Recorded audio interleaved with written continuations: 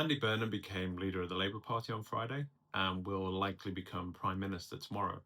One of his pitches to succeed Keir Starmer is that he is an outsider who's going to come to Westminster and change the way politics has traditionally been done.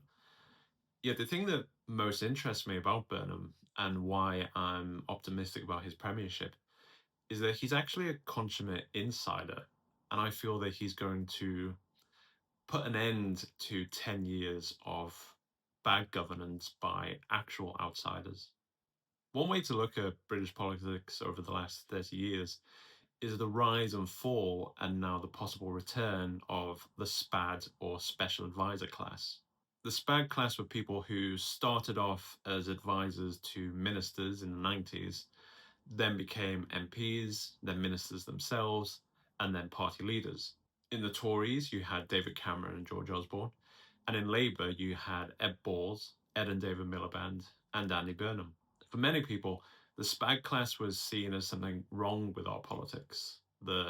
These were professional politicians who couldn't think outside of sound bites or third way triangulation. Many people wanted something authentic. Then, about 10 years ago, two things happened that overthrew this SpAd class. Jeremy Corbyn became leader of the Labour Party, and Leave won the Brexit referendum. The referendum destroyed the careers of Cameron and Osborne, and in Labour, Ed Balls lost his seat in the 2015 election. Burnham lost his race against Corbyn and eventually left to become Mayor of Manchester, and Ed Miliband was relegated to the backbenches.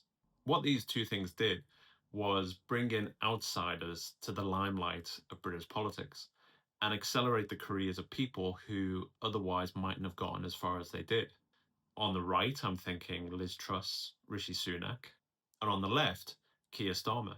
Although Starmer gives off the vibe of a technocratic insider, he's actually very much an outsider. He only entered politics 11 years ago and became Prime Minister within 9 years of joining Parliament. And I think his failure in government reflects this lack of experience. He didn't really have any idea about politics, he didn't really have any idea about government, and he didn't really have any idea about how to fuse those two things together, which is kind of the job of Prime Minister. This is why I'm optimistic about Andy Burnham. Given his experience going back all the way to the 90s, he does kind of know how to do this. I also think it's interesting that his chief of staff, James Purnell, is also part of this SpAd class. There've also been stories that Ed Balls and David Miliband may be given peerages and brought into Burnham's government. So I, for one, welcome our new SpAd overlords.